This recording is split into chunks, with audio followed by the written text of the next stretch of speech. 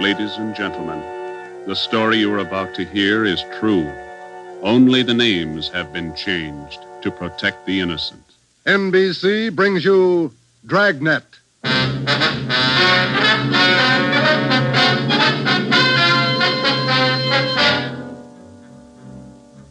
You're a detective sergeant. You're assigned to auto theft detail. In 3 months, more than 250 cars have been broken into. Property mounting well into thousands of dollars has been stolen.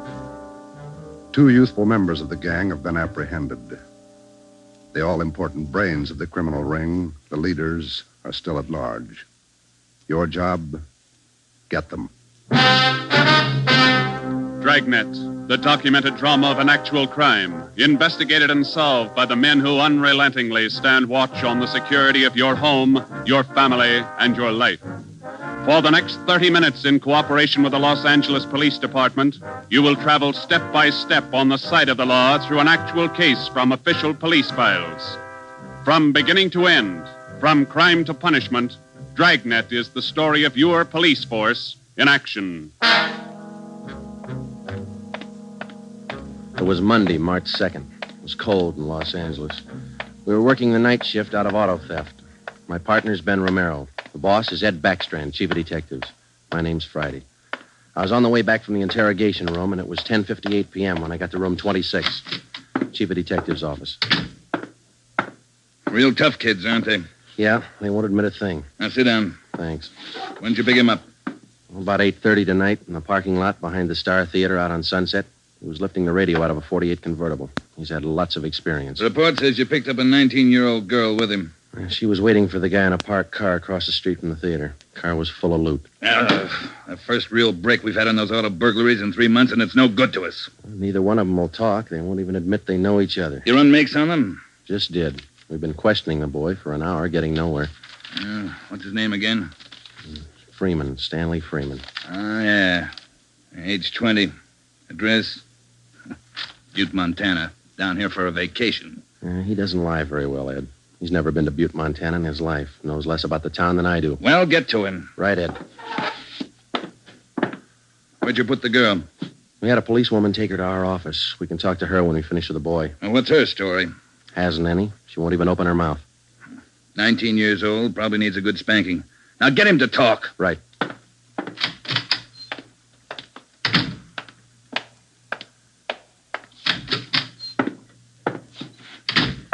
Did you run a make, Joe? Yeah, he's clean. Get wise, huh, Flatfoot? Look, you're in a bad spot, son. That kind of talk isn't going to help. Says you. We caught you red-handed trying to steal a radio that didn't belong to you from a car it didn't belong to you. Is that right? That's enough to send you to San Quentin, boy. You better give us the story. Shut up. We got all the evidence we need for him. Maybe you don't realize how serious this is. We've had more than 250 car burglaries in this city in the past 3 months. Over $200,000 worth of property's been stolen. That's a lot of money. So what? So you're the number one suspect, young fella. Your method of operation in breaking into that car tonight is the same used in most of the other burglaries. That means you're not going to be tried just for this job tonight. What are you getting at, Flatfoot? Listen, son. In the state of California, breaking into a locked car is a felony. You can go to state penitentiary for that. And we're going to file a complaint of burglary with the district attorney in the morning. You say you're from Butte, Montana. All right, I don't believe you, but we'll make sure. Ben, go down to our office and call the news photographers. Stanley here is going to have his picture on the front page of every newspaper in Los Angeles tomorrow. Right, Joe? No. You can't. I won't let you. I got my rights. What's the matter, youngster? Everybody wants his picture in the paper. Yeah, well, I don't. I won't let him. We got your picture already for him, remember? They took it when they fingerprinted you. You can't use it. You can't. I'll get a lawyer. Reporters will be over in a couple of minutes. We have to give them your story and your picture, too. This one. You won't. You won't. Give it to me. All right. Give it to me. All right, Freeman, get your hands off him. Now sit down. All right. Now let's have it straight.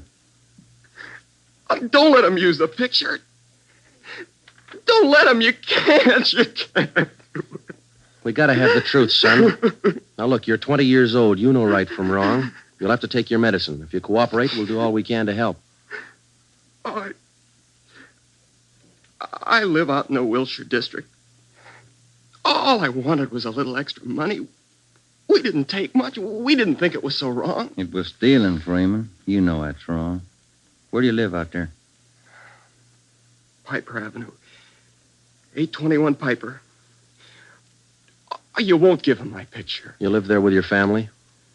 Yeah, my mother. Father's dead.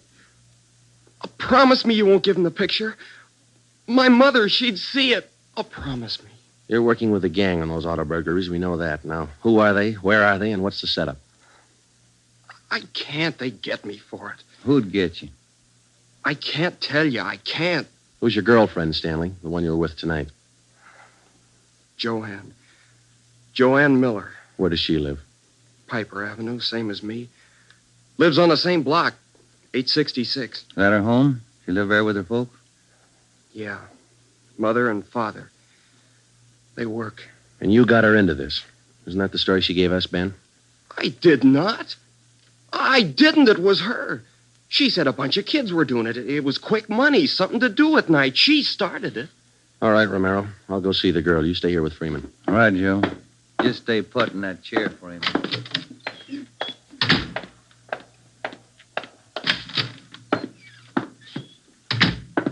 Hi, Marge. Hello, Joe. You and Romero handling this case? Yeah. I'd like to talk to the girl a few minutes. Marge, will you stand by? Right, I'll sit over here. Thanks. All right, miss. What's your name, age, and address? I told this lady cop 15 minutes ago I'm not saying anything. All right, then we'll tell you. Your name's Joanne Miller. You live at 866 Piper Avenue. You live with your father and mother. Both of them work. You're a liar. That's not me. You're 19 years old. You live on the same block as your boyfriend, Stanley Freeman, and you're the one who got him mixed up in this gang. Isn't that right? No, it's not right. It's not. I didn't do anything. Well, that's only half the story. Freeman told us everything. You want to hear the rest? No. Stan wouldn't tell you. He wouldn't. He told us how you got him mixed up in it. Quick money. That's what you told him, didn't you? No, it was him. I can prove it. The rest of the kids will tell you. He got me in this. Ask them, they'll tell you. It was Stanley and Fred Milford and George Jansen. They started it, all three of them. All right. Will you tell the story to a police stenographer? I'll tell him everything. He's not blaming this on me. Marge, will you go get the stenographer? Right, Joe.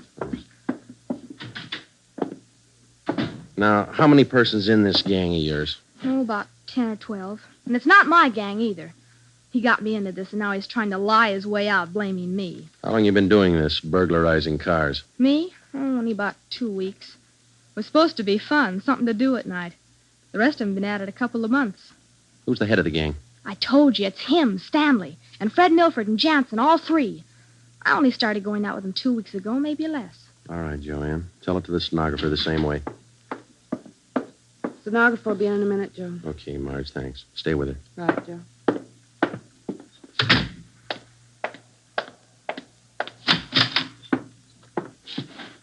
Just about a closed case, Ben. Girl gave us a full confession.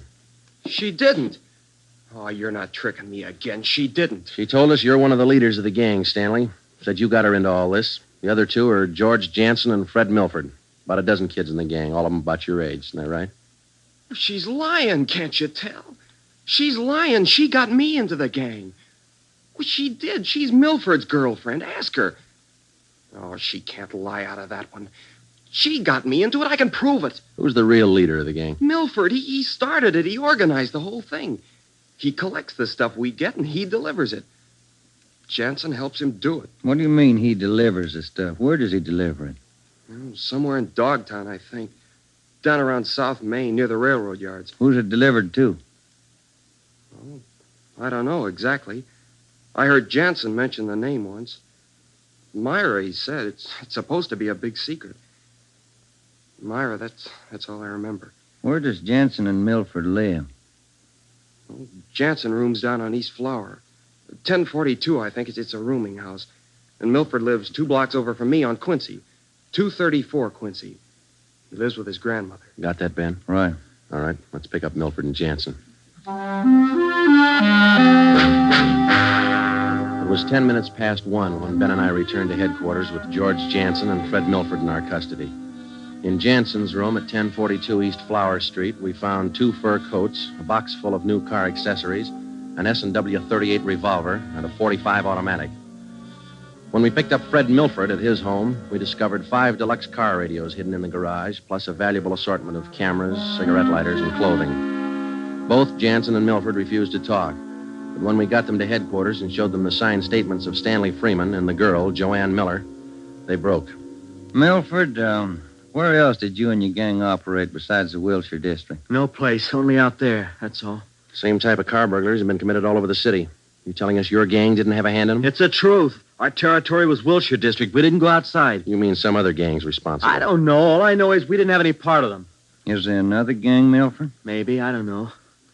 You find out. It's none of my business. It is your business, Milford. You admit you and your gang committed 55 jobs in the past 3.5 months. That leaves about 200 jobs to be accounted for. Yeah, that's right. You figure it out. We have figured it out. I think you and your gang of young thieves pulled every one of those 250 jobs. There isn't any other gang. That's the story the district attorney's going to get. You're crazy. There is. I know there is. Then give us the information and save yourself a lot of trouble. Well, we're not the only ones. That's all I know. Milford, do you know how many years you get for auto burglary? I told you, we're not the only ones. There must be a couple of others besides us. Vince Mahoney, he's got a gang. Where does Mahoney operate? West Hollywood and Beverly. Where's he live? I don't know. Honest, I only met him a couple of times. Where'd you meet him? I don't remember. Where'd you meet him, Milford? Delivery. I met him down at the delivery place a couple of nights. When you delivered the property you stole from cars, is that right? Yeah, Where was that? down by the railroad yards. Where? Chavez Street. It's a little alley off East Main. Who'd you deliver the stuff to? I told you, her name's Myra. That's all I know. We meet her and some guy on Tuesday nights. We give them the stuff and they pay us off. Mahoney delivers the same night I do. Do you meet her every Tuesday night? Yeah. You're going to meet her this Tuesday, tomorrow night? I don't know. I guess so. Same place? Yeah. Are you the only one she deals with? Sometimes Joanne. Me or Joanne. I know what you're thinking. You want to use me to trap Myra. Well, what's it worth? You know better than that. How about it, Milford? Oh, what else can I do? Give me another cigarette. By 3:30 that morning, the signed statements and confessions were piling up fast. Milford gave us a list of the names and addresses of each member in his gang, and within an hour, they were all under questioning at headquarters. Most of the suspects, about 1/3 of them girls, ranged in age from 18 to 21. As they told their individual stories, the scope of the case grew until it covered most of the city. By late afternoon of the next day, Tuesday, March 3rd, 3 more gangs operating in Venice, Bel Air, and North Hollywood had been apprehended.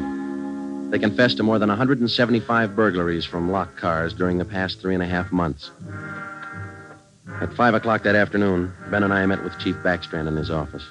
How many admissions you have now? Over 50, Ed. Here are the gang leaders' statements. What's their story? Yeah, it's pretty much the same. They all say this woman, Myra, set up the operation. You mean she got the kids and put them to work burglarizing cars? Well, not exactly. She picked the leaders, contacted them in bars or on the street, asked them if they wanted to pick up some spare money getting auto parts for. Then she didn't tell them to go out and burglarize cars. Well, not in so many words, Ed, no. After they brought in auto parts for a couple of weeks, she told them to bring her everything they could find, outside the car or inside. Those are the words she used. 5 of the kids dictated those words into their signed confession. That should hold in court.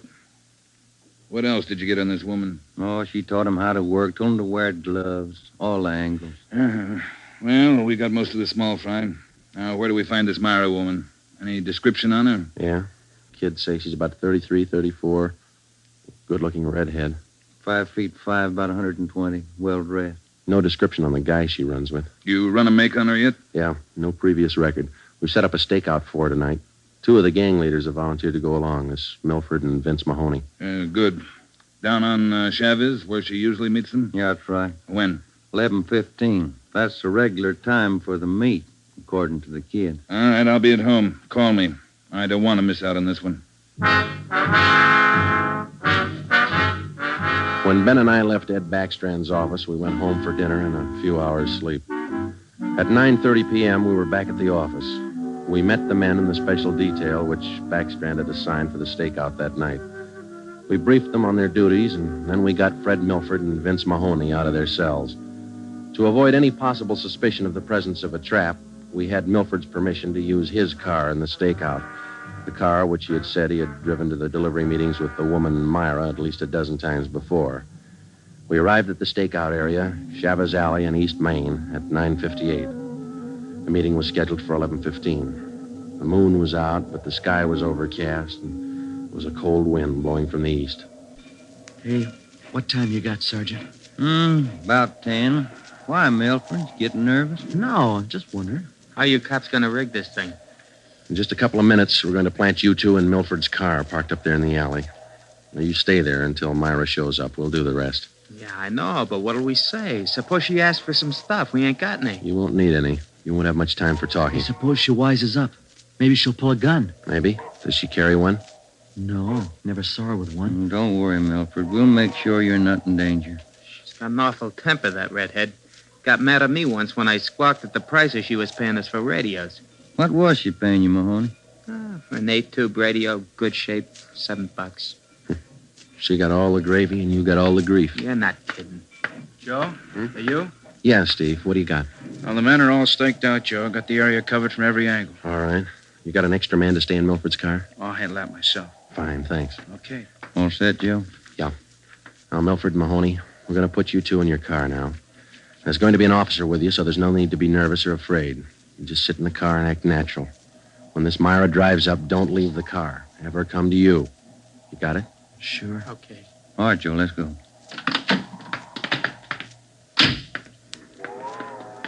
Sure is cold out. I don't even have a heater in my car. You stole enough of them.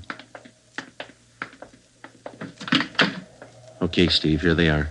All right, boys. Milford, get in first behind the wheel. Okay. Mahoney in the middle. Now I'll sit in the back. We'll be parked in that garage across the street, Steve. Got a perfect view of the alley. Okay, Ben. Check with you later. Right. Mean night, Joe. Yeah, come on.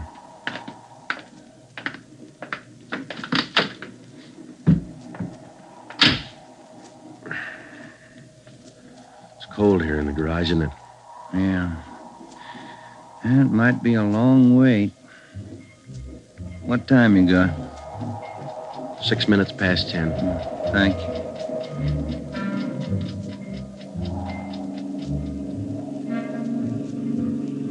Hey, Joe. What is it? It's nothing. Thought that passing car was turning in the alley. Relax. It's early. Lonely place. It's dark. Gets on your nerves.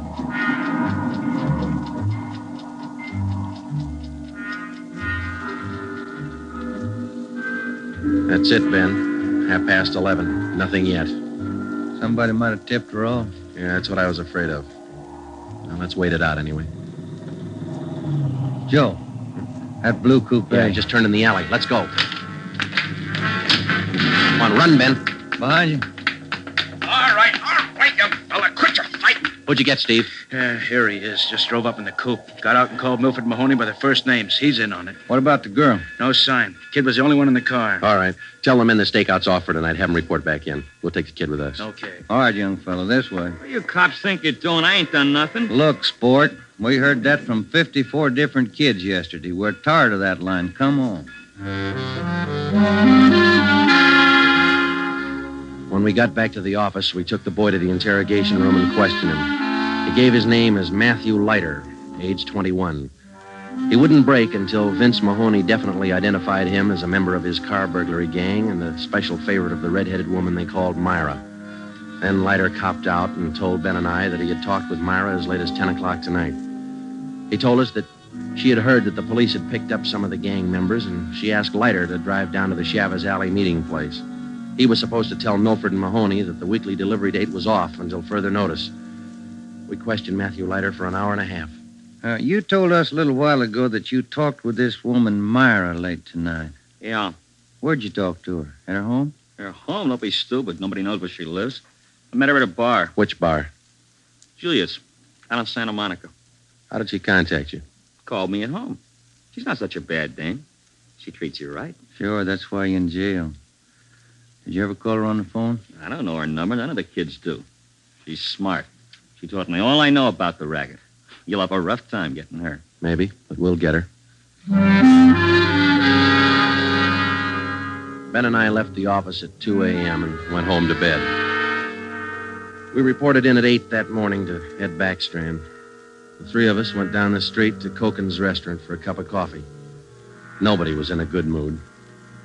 We had most or all the small fry in the citywide burglary ring, but it seemed we were still a long way from cracking the inner circle. The latter kid said that none of them knows where she lives, what her phone number is, nothing. Pass the sugar, Ed. I think we still have a few angles to study on that score. Right now, I've got some more bad news for you. What's that? You been through your mail this morning? No, not yet. We haven't had a chance. I saw the overnight reports. There were 32 car burglaries last night. 32. All the way from Wilmington to North Hollywood. How you figure it? I can't. This girl Myra must have an army of kids working for her. How much did they get, Ed? Any idea? Rough estimate about $3,000. Usual stuff people are foolish enough to leave in their cars. Watches, cameras, furs, expensive clothes. M.O.'s the same? And like the others. If the car happens to have a rigid handle lock, they slip a piece of pipe over the handle for a lever and break it. If that doesn't work, they pry open the wing window. Some of the windows were smashed out. Sounds like you're in an awful hurry, Joe. Yeah, maybe this Myra wants a few big nights before she peddles the stuff and gets out. If we're going to get her, we can't waste time. Any suspects picked up last night, Skipper? None. Well, where did they hit most of the cars? Outside the Pan Pacific. The parking lot. Hockey game going on. Must have been 4,000 cars for them to pick over. They picked the best. As usual. Well, you better get on it. There's one way to handle it. What's that? She works fast. You work a little faster. We got back to the office and we went over the reports one by one. Then we called the young gang members to the interrogation room and questioned them separately and re-questioned them. We got nowhere. Many of them had met Myra on the street, in a bar, but not one of them had any idea where she lived. At least that's what they told us. Ben had a hunch that Matthew Leiter knew more than he was telling. We had him brought to the interrogation room, and all that afternoon until 10 o'clock that night, with interruptions for his meal periods, we talked with Leiter. He would admit nothing more than what he'd already told us. Yeah, it's got me beat, Joe. Yeah. Well, let's check with Ed. Good morning, Joe. Ben? Hi, Mike. Skipper in? Just went down the hall for a minute. Be right back. Hold it a minute, will you? Yeah. Chief of Detectives always handing. Yeah. For you, Joe. Oh, thanks. Oh? Yeah.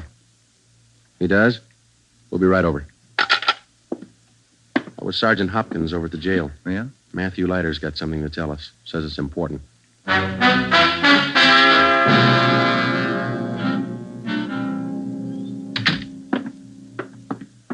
Have a chair here, Leiter. Yeah, thanks. All right. You wanted to see us. I'm getting even with that dame Myra. I'm squaring with you. Yeah? She told me if I was picked up, she'd have me out in a couple of hours. She promised me a lawyer if anything happened. Said she'd get me bail. All right. Where can we find her? I don't know if she's there now, but you can find out at Francisco Motors. Big used car lot. Garage, too. It's out on Melrose past La Cienega. What's the tie-up? That's where she fenced most of the stuff we stole. Some old guy she buddies with runs the place. Big shop in the back. Store a lot of hot stuff there. Barney, Yes, Sergeant? we're through with him. Take him back. We checked with Chief Backstrand, and then we drove out to the Francisco Motor Company. We located it on the corner of Melrose and Geneva Avenue. It was a big layout. Consisted of a large used car lot sign bannering the slogan, Deluxe Auto Accessories, lowest prices in town. Along the back end of the lot, there was a large L-shaped garage. We found the man in charge, and he gave his name as Paul Hackett, the owner of the car lot. In the garage, we found the entrance to a large back storeroom. It was loaded with thousands of dollars worth of auto radios, spotlights, cratefuls of assorted car accessories. Special closets built into the walls of the garage contained racks of fur coats, suits, dresses. Below that, smaller boxes containing watches and cameras, all wrapped in tissue paper. You can save all of us a lot of time and trouble by talking to us now, Mr. Hackett. Where is Myra? I don't know who you're talking about. I don't know what you're talking about. Can you explain what we just found in your garage? I didn't know it was there. I didn't know it was stolen. Well, which is it, Mr. Hackett? Make up your mind. I bought it. But I didn't know it was stolen. You can't prove I did know. I think we can prove it, Mr. Hackett. Some of those stolen car radios stored back there, the serial numbers are filed off, and this workbench here is full of filings. I didn't know. You'll have to do better than that. How does Myra figure in? I don't know. I don't know what you're talking about. It's all right with us, Hackett. We found the stuff and we got you. If we don't find Myra, you'll be doing time for 2 people. Stand still. You can't. You can't do this to me. I don't know anything about it. Come on, Hackett. We're taking you in.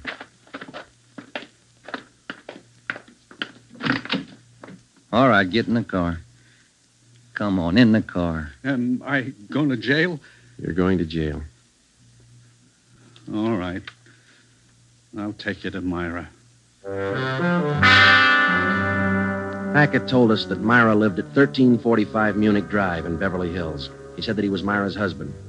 He told us that he'd been in a legitimate garage business for 10 years before he married Myra. She talked him into the racket. He identified 1345 Munich Drive as their home. When we got there, we found stores of stolen property similar to those found in the garage. Myra was not there. Hackett had no idea where she might be. We sat down in the living room and waited.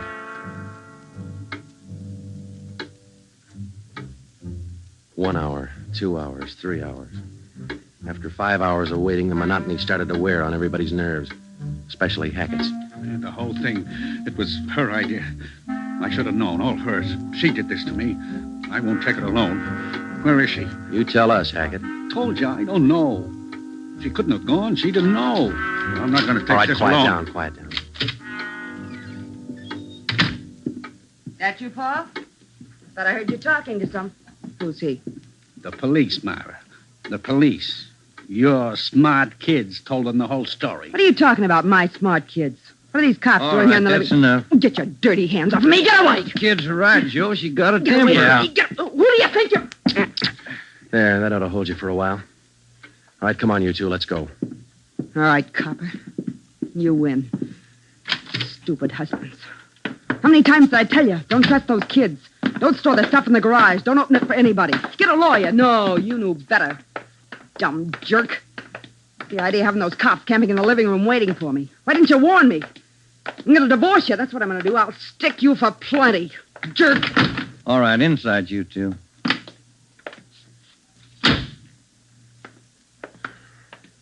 You got a smoke, Ben? Yeah.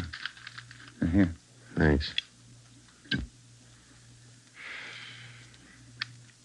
I was just thinking. What? Those kids were right. She's a pretty nice-looking woman. Yeah. Nice face. Beautiful figure. Mm-hmm. Sure talks a lot, though, doesn't she? Yeah.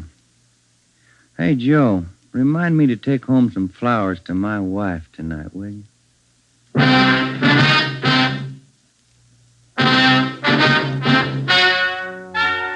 The story you have just heard is true. Only the names were changed to protect the innocent. Paul and Myra Hackett were tried and convicted on 7 separate counts of receiving stolen property. They are now serving out their sentences in the state penitentiary. Realizing that most of the young persons involved in the case were influenced by the strong personality of Paul and Myra Hackett, a separate investigation was made into the backgrounds and home life of the young offenders. In most cases, they were found to be basically good, and they were placed on probation and returned to their homes.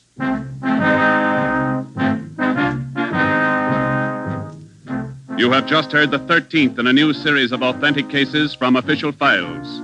Technical advice for Dragnet comes from the office of W.A. Wharton, Acting Chief of Police, Los Angeles Police Department. Tonight's program is dedicated to Detective Harry William Vosper of the Seattle, Washington Police Department, who on the night of July 21st, 1949, gave his life so that yours might be more secure. Dragnet came to you from Los Angeles. And now, an important announcement. Starting this Saturday, September 3rd, Dragnet will be heard at a new time over your NBC station. Consult your local newspaper for the new listening time. And now, speaking in behalf of the producers and the entire cast of Dragnet, we would like to take this opportunity to thank you for your many kind letters of encouragement and approval. Remember, next Saturday for Dragnet, this is NBC, the national broadcasting company.